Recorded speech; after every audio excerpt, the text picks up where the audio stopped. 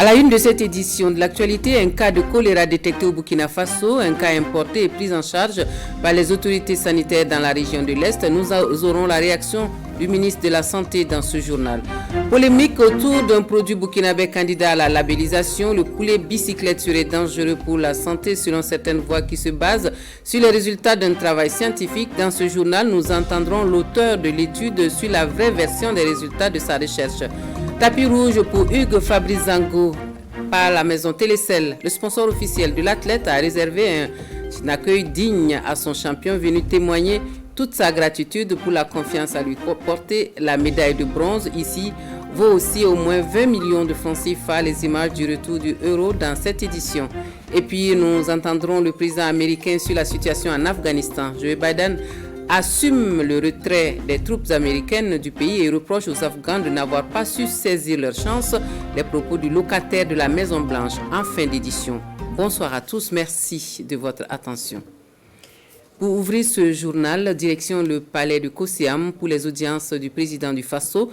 D'abord, la chef de mission résidente de la Banque ouest-africaine de développement qui fait le point du partenariat entre la BOAD et le Burkina Faso en guise d'adieu au chef de l'État. Puis la nouvelle équipe de la Commission électorale nationale indépendante conduite par le président de la CENI venue se présenter à Rochmar Christian Kaboré. Le point complet des audiences avec Siela Sina Ouattara et Abdelaziz Yagibou. Le président nouvellement élu de la Commission électorale nationale indépendante CENI et sa nouvelle équipe forte de 15 conseillers s'entretiennent avec le président du Faso. Après les actes solennels qui mettent officiellement l'équipe en route pour un mandat de 5 ans, telle la prestation de serment et la passation de service, cette audience s'impose à plus d'un titre selon la délégation. Nous avons voulu rendre une visite de courtoisie au chef de l'État, d'abord pour nous présenter l'ensemble de l'équipe. Nous avons évidemment sollicité qu'il soit attentif pendant tout notre mandat à nos préoccupations en tant qu'institution. C'est comme vous le savez, nous sommes une autorité administrative indépendante, mais il y a un certain nombre d'outils avec lesquels nous travaillons et pour lesquels nous avons besoin que l'État puisse nous les fournir. Tout ce qui est en rapport avec le budget, vous savez que c'est l'État central qui nous fournit ces moyens pour que nous puissions travailler et remplir les missions qui sont les nôtres. Avant la délégation de la CENI, le président du Faso s'est entretenu avec le chef de la mission résidente de la BOAD au Burkina. En fin de séjour, après 6 ans à la tête de la dite mission, Reine Ayeva Brown est allé faire au président du Faso le point des projets et engagements de sa banque au Burkina. Nous avons sollicité rencontrer le président du Faso pour lui dire au revoir et lui faire le point de la situation du partenariat entre la Banque ouest-africaine de développement et notre pays. Donc, nous avons parlé au président du projet en cours. Nous avons fait le point des engagements à date au Burkina Faso et nous avons saisi l'occasion pour présenter notre successeur, Madame Ado Velandé, qui continuera le partenariat avec le Burkina Faso. 317 milliards de francs CFA, c'est le montant des engagements de la BOAD au Burkina durant les 6 dernières années. Et puis, cette information, dans un communiqué de ce 17 août, le procureur militaire près le tribunal militaire de Ouagadougou informe l'opinion nationale et internationale que le procès des personnes mises en accusation dans l'affaire de l'assassinat du président Thomas Sankara et de ses 12 compagnons s'ouvrira le lundi 11 octobre 2021 à partir de 9h. Cette audience de la chambre de jugement délocalisée dans la salle des banquets de Ouaga 2000 est publique. Suite de ce journal, résultats mitigés pour les projets et programmes du cadre sectoriel du secteur planification à santé 2021. 4 projets sont ouverts sur les 16 examinés ce matin. Ce que l'on retient de la revue de performance qui réunit les différents acteurs ce matin à Ouagadougou, c'est un exercice qui permet de déceler donc les lacunes qui seront corrigées plus tard. Salifou Belem et Aimé Solange Djigma pour les précisions. Ces agents issus des ministères en charge de l'agriculture, de la femme et de la santé vont passer en revue les projets et programmes du secteur de la planification santé pour la période 2019-2020 et évaluer leurs performances pour plus d'efficacité et d'efficience dans leur mise en œuvre. Au total, 16 programmes seront analysés au cours de cette assemblée sectorielle. Nous avons 4 projets et programmes qui se portent bien, il y en a 4. Il y en a 4 qui sont en orange, ça veut dire que c'est insuffisant. Et nous avons 8 programmes et projets qui sont en rouge, là où nous devons mettre un accent particulier afin de lever les goulots d'étranglement et pouvoir relever le défi. Donc aujourd'hui, il s'agit donc de faire un examen minutieux de l'ensemble donc des facteurs qui ont permis de réussir sur ces 4 projets et aussi analyser donc les détenteurs d'enjeux de la non-performance d'un certain nombre de projets afin donc d'apporter des mesures correctrices. C'est une rencontre qui se tient en prélude à la 10e Assemblée générale des programmes et projets qui est prévue se tenir courant 2021. Après analyse, les performances des programmes et projets doivent être traduites sous forme de rapport en vue de l'organisation de cette Assemblée générale. Comme je vous le disais dans les titres, le cas de choléra détecté au Burkina Faso est un cas importé. Le patient est pris en charge dans une structure sanitaire à l'Est. Le ministre de la Santé se veut rassurant quant au plan de riposte dont dispose son département pour faire face à ces maladies liées à l'hygiène que sont Ebola et le choléra, suivant la réaction du professeur Charlemagne Ouedraogo. Nous avons un plan de riposte contre le choléra. Vous savez très bien que le choléra, ce n'est pas une nouvelle maladie, c'est connu. Nous savons également la périodicité, le cycle de survenue. Là, il s'agit d'un cas isolé importé qui a été très rapidement circonscrit et pris en charge. Le diagnostic de choléra a été confirmé par nos laboratoires au Burkina Faso et nous avons engagé donc le plan de communication irrélatif afin que les populations puissent avoir une bonne hygiène de vie qui les mette à l'abri de cette maladie. Nous sommes en contact avec nos collègues de la Côte d'Ivoire et nous avons mis en œuvre déjà notre plan de riposte. Vous savez, toutes ces maladies sont des maladies qui ont un dénominateur commun en matière donc, de prévention et de lutte. C'est l'hygiène et c'est surtout cela qu'il s'agit. Et donc avec la Côte d'Ivoire, nous sommes en contact, non seulement directement, mais aussi à travers l'Organisation ouest-africaine de la santé. Et du reste, les ministres doivent tenir une téléconférence cette semaine pour échanger sur la question. Donc soyez rassurés, ce sont des maladies qui ne sont pas nouvelles pour lesquelles nous avions déjà des plans de riposte qui ont été actualisés et nous allons faire en sorte que la population soit protégée de cette maladie. Recueilli par Salifou Belem et Aimé Solange Djigma. Gestion des ressources en eau, le comité de revue du programme national pour la gestion intégrée des ressources en eau est en concertation à Ouagadougou. Sur la table des discussions, le bilan de fonctionnement et la phase 2 du programme. Précision Rasmane Zoundi et Boukari Ouedraogo. Des voies de redevabilité pour les acteurs du comité de revue du programme national pour la gestion intégrée des ressources en eau qui marque une halte pour faire le point d'un semestre de fonctionnement. 6 mois durant lesquels de multiples activités ont été réalisées malgré le contexte de la crise sanitaire et sécuritaire. Il s'agit de quelques actions que je peux citer. Il s'agit par exemple de la police de l'eau, où on a pu pour la première phase là, mettre en place les 10 services police de l'eau qui fonctionnent. Il y a le recouvrement de la contribution financière en matière d'eau, où nous avons amené des actions et l'objectif effectivement c'est élargir la base de l'assiette à travers un certain nombre d'activités que les structures de mise en œuvre vont mener.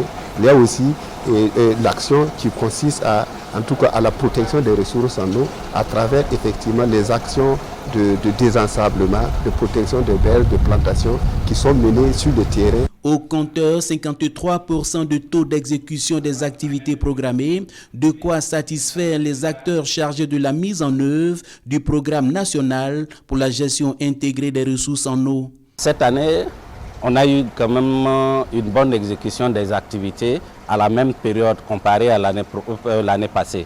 Et c'est dit qu'il y a une certaine satisfaction et un certain niveau d'engagement et de mobilisation des acteurs sur le terrain que nous saluons. Et nous souhaitons que cette action soit continue, ce qui permettra donc au programme d'atteindre ses objectifs avant la fin de l'année.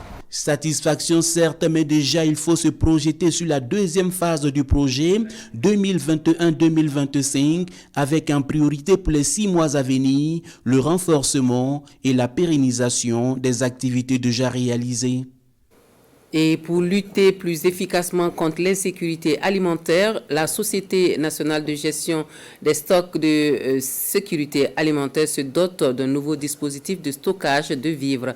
La SONAGES a entrepris la construction de 25 magasins mobiles dans les 13 régions du pays pour répondre aux situations d'urgence. Financés par le Programme alimentaire mondial, les responsables du PAM sont sur le site de Koudougou pour un constat de l'avancement des travaux. Visite de terrain suivie pour nos pays Kafando et bienvenue Taoussa. Voici le nouveau dispositif qui doit permettre à la SONAGES, la Société nationale de gestion des stocks de sécurité alimentaire, de renforcer ses capacités de stockage dans les 13 régions du Burkina Faso. Des entrepôts mobiles destinés aux situations d'urgence d'une capacité de 500 tonnes chacun, ces magasins dotés de systèmes d'isolation de chaleur et de ventilation sont censés assurer une meilleure conservation des produits. Nous sommes en train donc d'innover en matière d'infrastructures de stockage pour pouvoir donc être plus réactifs, mettre des structures là où les défis sécuritaires et alimentaires se font sentir. Une innovation en matière d'infrastructures de stockage menée en partenariat avec le PAM, le Programme alimentaire mondial. Les responsables du PAM, du ministère en charge de l'agriculture et de la SONAGES sont là pour constater de visu l'état d'avancement des travaux ici à Koudougou. Nous sommes à Koudougou, mais vous aurez également bien plus loin dans le pays, vous pourrez l'avoir à Koupéla, vous pourrez l'avoir également au niveau de Titao, pour s'assurer que ces entrepôts soient là où les populations ont besoin d'un appui, un appui qui peut être en céréales ou un appui en autre type d'aliments. Comme le PAM l'a dit, le contrat, ça court jusqu'au 30 septembre. Et nous croyons qu'ils vont en tout cas respecter ce délai d'exécution. C'est une expérience pilote et au thème du projet, 25 magasins de stockage devront être construits sur l'ensemble du pays. Une expérience qui doit également permettre à la SONAGES de passer à une capacité de stockage de plus de 132 000 tonnes. Venons-en à cet autre titre de l'actualité, la labellisation du poulet local communément appelé poulet bicyclette au cœur d'une polémique. À peine le processus de certification qualité de cette marque déposée du Burkina lancé que des voix s'élèvent pour démontrer la dangerosité du poulet burkinabé, s'appuyant sur l'étude menée par un biochimiste. L'auteur des travaux rectifie, c'est plutôt dans la cuisson et la transformation qu'il peut y avoir problème. Mais que disent exactement les résultats des travaux du Dr Bazier? Réponse avec Urbain Benito Sommet et Sekou Zongo. La composition et le risque chimique associé à la consommation des poulets grillés au Burkina, c'est la question étudiée par l'impétrant Raoul Bazier et acceptée par le monde scientifique. Un travail de recherche qui vient à point nommé car au moment où le poulet local est dans un processus de labellisation, une polémique est née sur quelques plateformes. Elle concerne la dangerosité sur la santé humaine de ce poulet local. Des analyses de laboratoire, voici ce qui ressort du poulet bicyclette grillé ou fumé. L'environnement de poulet grillé transformé est une activité assez rémunératrice qui emploie une grande partie de la jeunesse, qui génère beaucoup d'argent. Ensuite, il s'est retrouvé que nos poulets locaux sont très riches à un certain nombre d'éléments nutritifs et ils participent aussi à la couverture d'un certain nombre de besoins nutritionnels. Mais aussi, nous avons pu identifier un certain nombre de contaminants chimiques. Des contaminants chimiques, de quoi s'agit-il exactement? Faut-il craindre pour la santé des consommateurs? Pas vraiment, rassure le jeune docteur Raoul Bazier. Le poulet en lui-même ne constitue pas un danger pour la santé. Il ressort des analyses que nous avons obtenues qu'au niveau moyen de consommation, le poulet grillé fumé ne pose aucun problème de risque pour la santé. Par contre, au niveau des consommations maximales, un certain nombre de molécules toxiques retrouvées dans ces poulets peut justement causer des problèmes de santé. Et le biochimiste de préciser, le risque lié à la consommation excessive du poulet grillé ou fumé est classifié en 3 groupes. D'abord, ce qu'on appelle les éléments traces métalliques, communément appelés les métaux lourds, qui sont en réalité des contaminants environnementaux. Maintenant, il y a des contaminants qui sont spécifiquement liés à la transformation. Lorsque les constituants naturels du produit sont exposés à des fortes chaleurs, nous avons la dernière classe des contaminants qui sont en réalité des composés qui sont issus de la combustion incomplète de la matière organique. Voilà, tout ce qui est fumé, ils contiennent justement ces molécules-là. Toutefois, le poulet local ou poulet bicyclette est très nutritif, insiste Raoul Bazier, et participe au bon fonctionnement de l'organisme humain. Les minéraux, les acides aminés essentiels, les acides gras essentiels sont entre autres molécules importantes dans le poulet local. Sa labellisation serait donc un beau cadeau pour toute la filière et les consommateurs. Et en voilà qui ne bouderont pas leur plaisir d'avoir à manger durant cette période de soudure les personnes vulnérables de la commune de Bobo-Dioulasso. Après le succès de la première édition, le Larlé Nabatigré remet le couvert donc cette année pour l'opération un kit alimentaire pour 200 personnes démunies 2 fois par semaine pendant 3 mois. L'ambition, c'est de les aider à traverser donc ces temps difficiles. Témoin du lancement de l'opération Asia, Biti Bienaon, Sirik Emilogo et Karim Sissé. Des kits alimentaires pour semer la joie dans le cœur de 200 personnes démunies et vulnérables de la commune de Bobo-Dioulasso.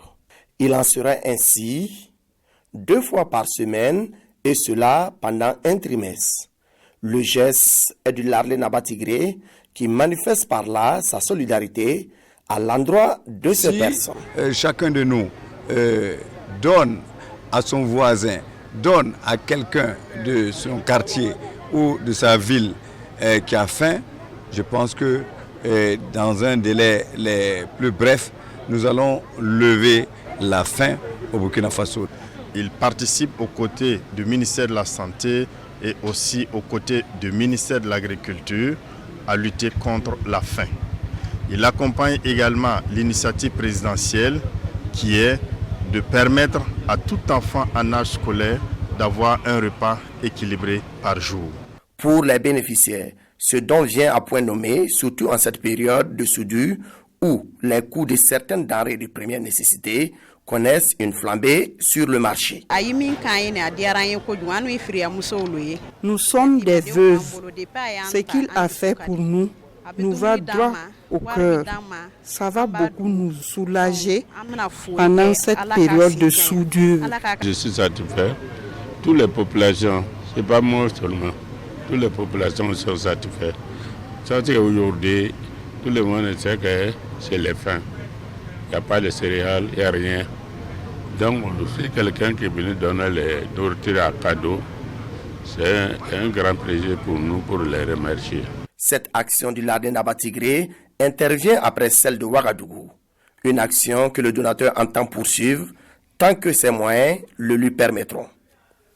Retour à Ouagadougou pour parler des grandes écoles, objet d'une attention particulière ce 14 août. La formation aux grandes écoles aujourd'hui au Burkina Faso, enjeux et perspectives, c'est la thématique développée au cours de cette première édition de la rencontre dont l'objectif est la promotion et le réseautage des étudiants dans ces classes préparatoires. Les lauréats de la première édition avec Kwale Nebi et Vincent Kendrebego. L'école polytechnique sacrée champion de la première édition des classes préparatoires des grandes écoles, CPGE. Un concours initié pour susciter l'excellence dans les écoles comme la Salle, 2IE et EPO, notamment dans les disciplines comme les mathématiques, la science physique, mais aussi en culture générale. C'est une fierté pour nous de voir d'abord la réalisation de ces 72 heures de CPGE pour plus promouvoir notre filière qui n'est pas assez connue du public burkinabé, présenter les opportunités, les différents aspects. Et en ce qui concerne le jeu concours que nous avons gagné, on peut dire que les candidats étaient de taille. Cette première édition des 72 heures CPGE vise la promotion des classes préparatoires aux grandes écoles et par ailleurs la collaboration entre anciens et nouveaux élèves et étudiants. Les classes préparatoires, c'est vraiment une filière qu'il faille embrasser parce que ça nous ouvre de grandes possibilités dans le monde, surtout dans la recherche de formation en ingénierie. Donc nous les encourageons vivement à venir s'inscrire en classe préparatoire. Pour une première édition, nous sommes satisfaits. C'est vrai que tout n'a pas tellement bien marché, mais c'était vraiment très bien. Voilà. Nous sommes jeunes, on peut dire sans expérience, et voilà, on a pu réaliser quelque chose malgré les difficultés. Voilà, nous en sommes fiers et nous espérons que les éditions futures seront meilleures. Environ 250 élèves et étudiants ont pris part à cette première édition des CPGE. En attendant la prochaine édition, le comité d'organisation plaide pour son appropriation par les acteurs de l'éducation pour une meilleure orientation des élèves. Et l'expérience de Simmetal SA qui fait cas d'école dans la sous-région, le Niger est là ce matin pour s'en inspirer. Le ministre nigérien en charge du commerce est dans l'usine à Ouagadougou pour une visite qui scelle un partenariat entre l'entreprise et le Niger avec des perspectives d'implanter une usine à Niamey. Amado Ilboudo, Issa Nana pour les détails. Simmetal SA ouvre ses portes au ministre nigérien du commerce et de l'industrie. De la collecte, de la ferraille à la fonte jusqu'au produit fini, c'est toute la chaîne de fabrication du fer qui est ici présentée aux visiteurs du jour. Une opération de charme de Simmetal SA qui a fini de convaincre le visiteur. J'ai trouvé une entreprise citoyenne qui est en train de faire un travail qui a un grand impact sur l'environnement parce qu'ils sont en train de recycler toute la ferraille pour la transformer en matière noble, en fer à béton. Et je voudrais les féliciter, les encourager et les inviter à développer cette activité sur l'ensemble de l'Afrique. Le ministre nigérien est là pour découvrir l'entreprise de l'intérieur avec une production mensuelle de près de 10 000 tonnes d'acier. Simmetal, selon ses premiers responsables, est la première et seule usine de fer disposant d'une fonderie au Burkina. Une usine à la pointe de la technologie en matière de transformation de la ferraille en acier. C'est un grand plaisir pour nous. Comme monsieur le ministre l'a mentionné, nous sommes en train d'étudier comment on peut vraiment faire une extension au Niger, car que là-bas les pays il a commencé à industrialiser et vous voulez amener les mêmes valeurs ajoutées qu'on a mis ici au Burkina, on veut amener ça là-bas au Niger. Présent dans 8 pays du continent, Simmetal SA intervient dans la fabrication de l'acier, la commercialisation du fer à béton, du fil de fer et de fer d'attache. Et puis le Congo-Brazzaville qui célèbre ce 15 août le 61e anniversaire de son accession à l'indépendance, un événement marqué d'une pierre blanche par les Congolais résidant à Ouagadougou. La soirée d'anniversaire est un moment de convivialité qui met à l'honneur l'amitié entre le Congo et le Burkina Faso. Résumé de la soirée avec Kwale Nebié et Moumouni Soubega. L'hymne national de la République du Congo-Brazzaville entonné à Ouagadougou pour célébrer les 61 ans de l'indépendance du pays. Une soirée initiée par les Congolais vivant au Burkina. 61 années de souveraineté qui marquent la fin d'une longue lutte coloniale pour cette communauté. À en croire Christian Moloki, le président des Congolais du Burkina, la République du Congo-Brazzaville désire entretenir continuellement ses relations avec le Burkina Faso. C'est une soirée qui nous permet encore de renforcer les liens entre les deux pays. Mon vœu le plus ardent, c'est que nous restons unis, rassemblés autour de la communauté, avec un but commun, la cohésion sociale pour l'ensemble des membres de la communauté congolaise vivant au Burkina. Les Congolais vivant au Burkina pensent également apporter des contributions au développement du Burkina, leur pays d'accueil. Et pour cela, ils ont formulé des doléances à l'endroit des autorités burkinabées. Il s'agit essentiellement de leur naturalisation afin de jouer pleinement leur partition dans la dynamique de la coopération entre les deux pays. La première doléance, c'est l'installation d'un consulat ici. Nous voulons quand même que certains de nos compatriotes soient naturalisés. Et puis nous avons aussi sollicité la gratuité des visas. Et nous voulons que tout Congolais qui finit ses études, qui veut rester au Burkina, puissent normalement s'intégrer professionnellement. C'est le 15 août 1960 que le Congo-Brazzaville accède à l'indépendance avec comme premier chef d'État l'abbé Fulbert Yulu. Toujours et encore des lauriers pour Hugues Fabrice Zango. Si le médaillé olympique burkinabé a pu faire des prouesses au Japon, c'est aussi grâce à l'accompagnement et à la confiance du sponsor officiel de l'athlète, Télécel.